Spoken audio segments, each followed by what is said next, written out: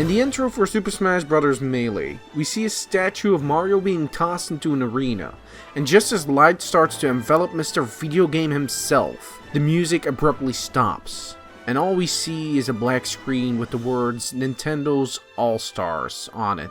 Before cutting back to Mario, now ready to fight Link, Pikachu, Kirby, and indeed a whole slew of other Nintendo All-Stars. It was pretty mind-blowing back in the day to see so many iconic Nintendo properties in one game. That was 2001. Fast forward to 2018 and there's Super Smash Bros. Ultimate. Nintendo's All-Stars doesn't do Ultimate justice anymore. A more apt statement would be Video Game All-Stars, as the 5th iteration of Smash includes not only Nintendo, but a ton of series from other companies, some less related to Nintendo than others. Mega Man, Castlevania, Fatal Frame, Final Fantasy, Monster Hunter, the list just goes on and on. Combined with the fact that every fighter from all the Smash titles before it returned, makes just looking at the roster of playable characters almost mind-shattering. Smash Ultimate pulled out all the stops in regards to video game representatives. But does this Smash Bros. Improve on the previous titles? Or are its many representations all there is to it?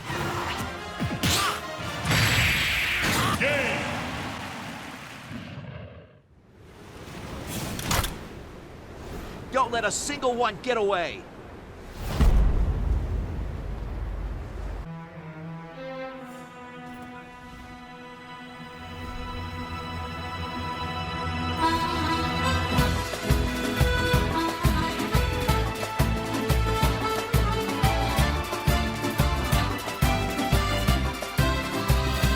After the 4th iteration lacked anything resembling a story mode, Ultimate tries to set things right with a lengthy campaign called World of Light. Galeem, a mysterious construct in the sky, is out to create a new world, but Smash Bros.' finest stand between it and its goals. In a shocking twist of fate, Galeem seems to successfully wipe out the fighters and inhabitants of this universe mere seconds into the intro. Not a single hero is left standing, except for everyone's favorite pink puffball, Kirby. Now it's up to the little hero that could, to free the world of the clutches of Galeem. In World of Light, players get dropped on a giant board, and have to defeat fighters and spirits to add them to the fight against a looming threat in the heavens. After defeating a fighter on the board, you will be able to use that fighter in World of Light. Aside from the main cast of fighters, the board is also filled with the aforementioned spirits. Spirits are the collectible, replacing trophies, and work similar to Brawl's stickers. These spirits are characters from a slew of other games, with some even coming from third-party companies who aren't even represented to fighters or assist trophies. To collect the spirit, one must defeat a certain fighter or fighters while following certain conditions. This can be a team of smaller challengers, carrying a certain item, or with added elements like reduced gravity or poisonous floors. The choice of fighters to represent the spirit isn't just random though. Every fight to unlock a spirit tries to emulate characteristics or abilities that spirit has. For instance, if trying to unlock Aghanim, you have to fight Robins, who will mainly shoot electricity, while you automatically reflect projectiles, in an effort to emulate the fight as it is in A Link to the Past. Or the Pokemon Magneton, being represented as 3 Metal Pac-Mans in a stamina battle. Every fight is unique, and most of these battles represent their spirits incredibly well. You can also unlock spirits through the Spirit Board, which functions as a bounty board with rotating spirits on them. Once it has been defeated, you can shoot the spirit to unlock it. If you hit the shield, you'll have to retry the fight at another time, though part of the shield you've hit will be gone. There are a bunch of items to make fights and shooting spirits a bit easier. If the player has a history with the spirit they fight, it can evoke a feeling of familiarity in a way that can make battles more engaging than they actually are. There are primary and secondary spirits.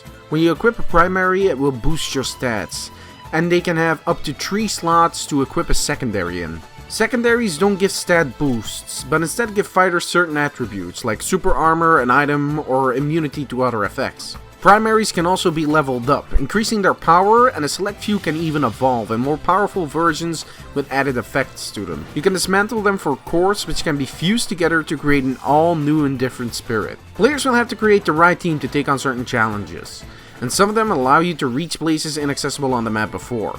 While traversing the world, you will have to travel to separate areas, ripped straight from other franchises, and coming across them for the first time can be a pleasant surprise. The ultimate goal is to forge a path to Galeem and defeat him. Along the way, you will have to fight several bosses, much like the ones in Brawl. Most bosses come from other titles and are fun to fight against, again implementing them in a way as if you would fight them in the titles they originate from. World of Light will take players a considerable amount of time to complete, and engagement can be dependent on whether or not you have familiarity with these spirits in their source material. If not, World of Light can get very tedious, as it's just moving from battle to battle with a few interactions on the map. Any mini-games could have helped kill the monotony. While the intro cutscene is impressive and features dialogue from characters who barely spoke in their own games, it's pretty much all you're going to get, as there's only a handful of cutscenes, and none of them are as elaborate as the intro. Aside from World of Light, Classic Mode is also back, functioning as the arcade mode, but this time with a neat little twist. Every fighter's arcade mode is unique, and much like the Spirit fights, try to recreate the games those fighters come from, or have a certain team. Ryu's Classic Mode sees him doing stamina battles on Omega stages, and all his opponents represent the opponents Ryu fought in Street Fighter 2, or Richter's Path simply being against all the game's clone fighters. Trying to figure out the team of the path is fun, and can bring a smile on your face once you realize what team that path is going for. The only real problem is that most runs still end with Master and Crazy Hand instead of any of the other more enjoyable bosses. World of Light isn't as ambitious as Brawl's Subspace Emissary, and the longevity of your enjoyment will probably come from whether or not you are well versed with the characters behind the spirit battles. Meanwhile, Ultimate has the best classic mode in this series, and it's one more fighting games should adopt.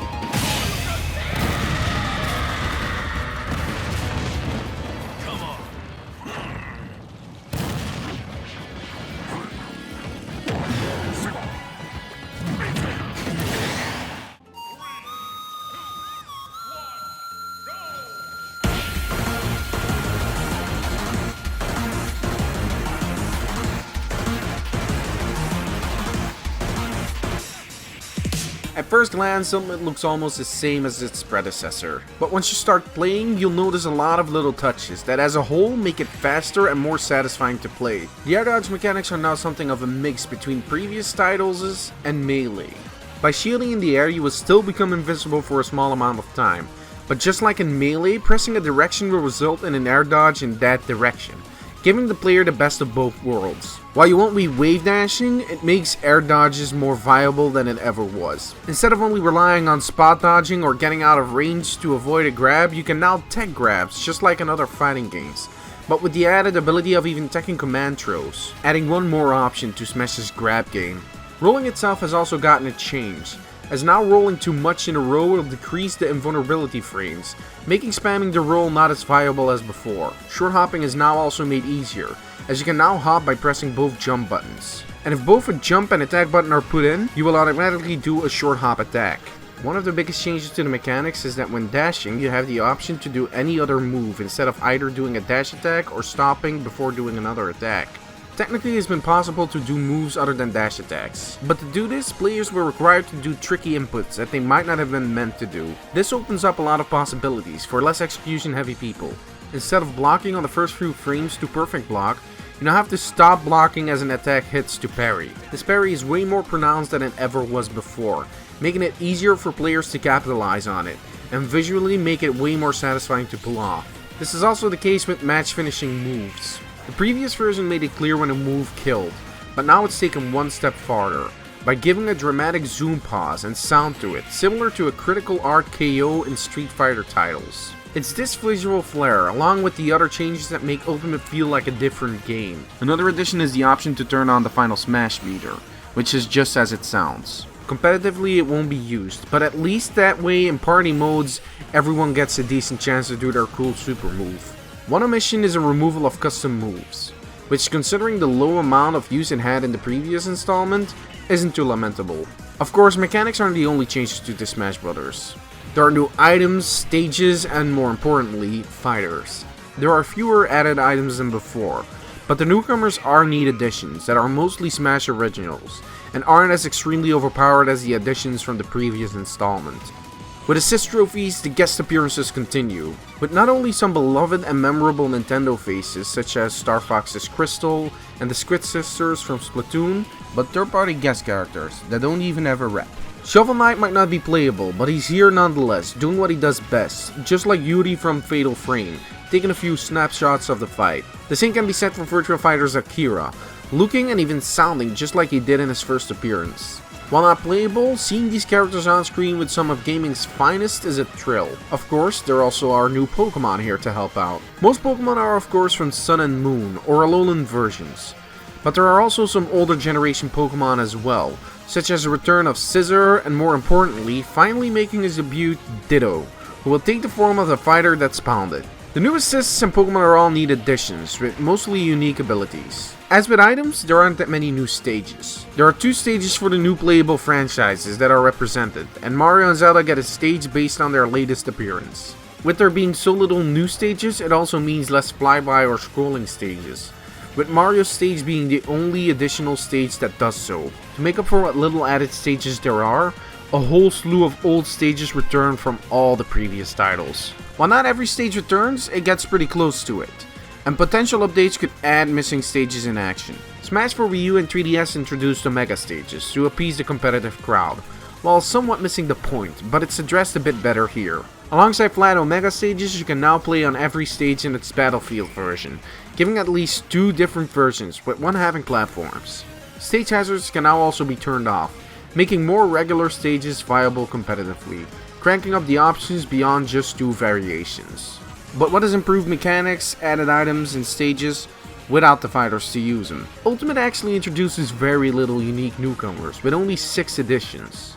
Ultimate has the lowest unique newcomer count than any Smash before it. The additional fighters are much desired characters though, finally making the cut. Ridley is now downsized and playable, and King K. Rool makes his grand return to games, and of course, Inklings are also there. Incineroar introduces some new and unique mechanics, and is the first fighter labeled as a grappler in-game, but the real showstoppers are the Belmonts and the DLC challengers, seemingly all being third-party additions. Ultimate actually adds a few more faces, but under a different label. Smash decided to give clones their own specifications, and named them Echoes. Though the Echo label seems to be applied loosely. For instance, Crown plays like Roy, but with Ike's up special, and that makes him an Echo, but not Pichu or Dr. Mario. They are still their own characters. Giving these fighters an Echo label actually takes the sting away from having this character supposedly taking up another slot, with Echoes being able to be slotted in the same space as the character they're based on. Still, in previous titles, Echoes got at least a few differences to make them stand out, while here fighters like Daisy or Dark Samus feel more like skins with almost no changes made to them. The reason as to why there are so few newcomers becomes clear as soon as you see Ultimate's tagline: everyone is here. And that's exactly as it sounds. All the previous warriors from every Smash before it make their return.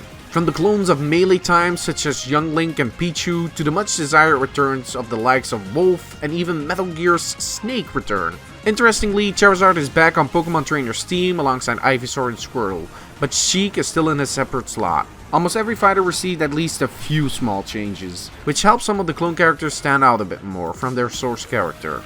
Young Link feels a bit different from the other Links, due to not only his stab combo being back from melee, but the changes made to Link himself. The topic of unlocking characters and fighters has been widely discussed by those both for and against it, but Smash Ultimate makes an excellent argument against the idea. When you boot up the game for the first time, only the 8 fighters from the original Smash will be unlocked, meaning you will have to slowly unlock roughly 60 other characters. Fighters can be unlocked by defeating them after a certain amount of fights, or by defeating them in World of Light. But both will take a lot of time, and for some reason the fights to unlock characters can be incredibly difficult. You can retry in the Challenger's Approach option in the main menu, but only after a few minutes. Unlocking a character in Ultimate is tedious and needless padding of a game that does not need it. The ginormous roster, stages, and excellent new additions make this Smash game really worth the subtitle it chose, but the same can be said for modes. Smash 4 was missing a lot of fan favorite modes, and instead of adding a few of those back into Ultimate, even more have been removed. Even though Tourney mode makes a return, Break the Targets isn't brought back, nor does Boss Rush, which would have worked considering the amount of bosses present. Multi-Man Smash is now called Mob Smash, and is also very limited in its modes. The new modes focus more on the core fighting in Smash, which is fine, but aside from World of Light and Classic mode, this installment is light on single player content. In Smash Now, the playable roster will shrink after players fight each other in a one-on-one match, and lose access to those characters until no one is left, and victory is decided to who won the most matches. It's an interesting mode, which will be played once or twice and that's it. Squad Strike though is a bit more interesting. Players can pick 3 or 5 characters each and fight in one of several different ways. Once a character is defeated, the next character can be spawned in, or the match can be reset, with the winner keeping their character and the loser having to use the next one. And lastly, you can have a best of match, where after the match ends, both players move on to the next character. Squad Strike is a fun mode and an interesting way to play. One major aspect where the ball was also dropped are the online features. Previous titles weren't anything to write home about, but it was functional as far as modes go. If you were looking for a messy slobber knocker with items, you could go play him for fun, while those looking for a competitive match could find what they were looking for and for glory. This feature is gone, and instead Ultimate will look for people who have the same preferences as you. A lot of the time you will find matches that are pretty much to your liking, but frequently you will get matched with someone playing on completely different rules. The lobby system is also more of a nuisance than it should be. You have to lock in your stage and character, and switching those is a hassle. As far as online connectivity is concerned, it's a bit better than the Wii U and 3DS version, but it's still not great. There's still a slight amount of delay and there are a few matches that will run terribly. Super Smash Bros. Ultimate's changes certainly make it the best in the series gameplay wise, but its lack of modes can be disappointing, certainly in the single player department.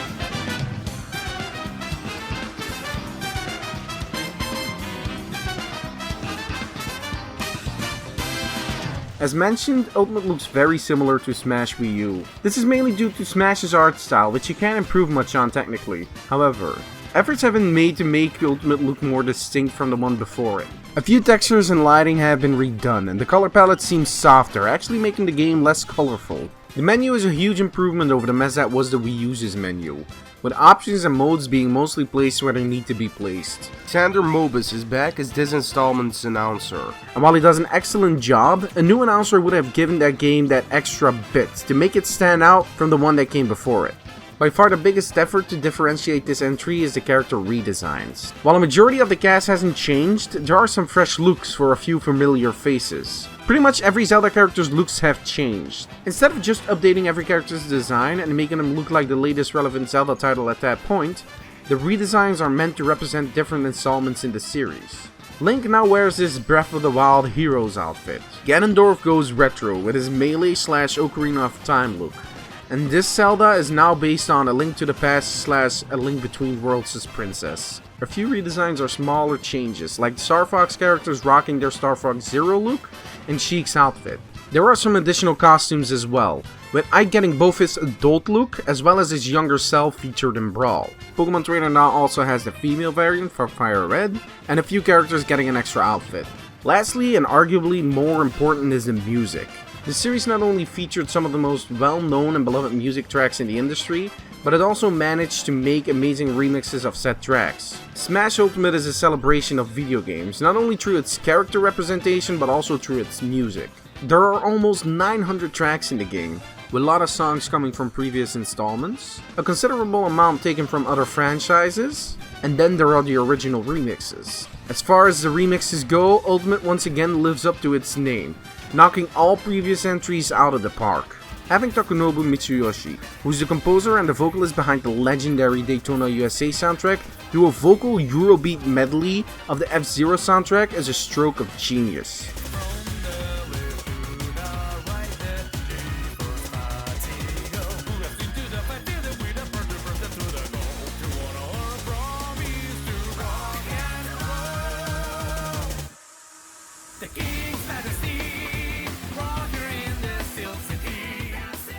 Darkman's stage, We Are the Robots, Gangplank Galleon, and Snake Eater are already legendary tunes, brought to even greater heights than ever before with Ultimate's remixes. The newly added tracks that are not remixes are also top picks, with Castlevania getting special treatment, with so many iconic tracks that players familiar with the series won't be able to help but crack a smile.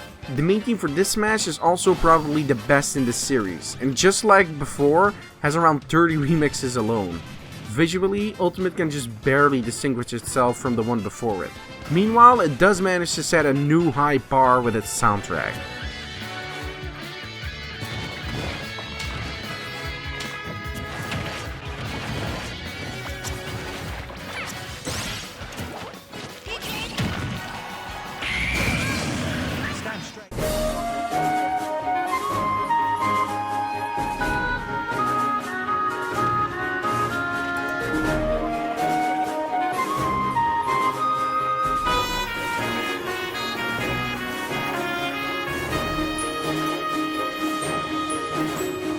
A celebration to the gaming medium wrapped in an amazingly accessible and incredibly fun fighter is what one might use to describe Super Smash Bros. Ultimate.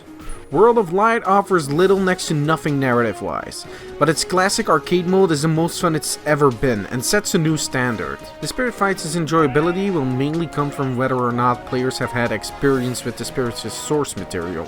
While at a first glance Ultimate looks very similar to the previous entries both mechanically and visually, sitting down and playing it for a few matches will quickly point out the opposite.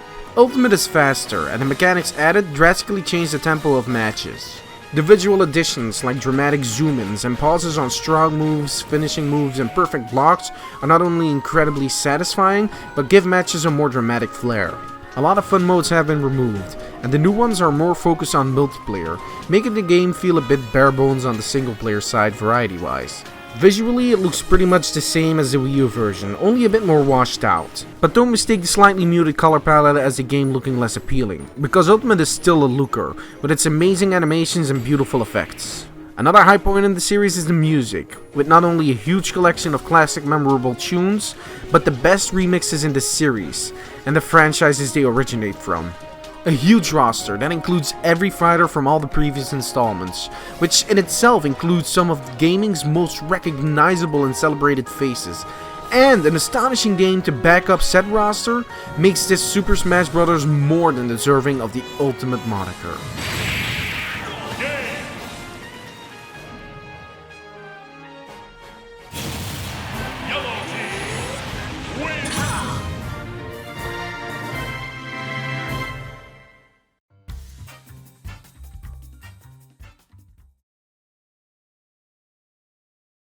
So first off, I would like to thank a few people for helping me out with the footage.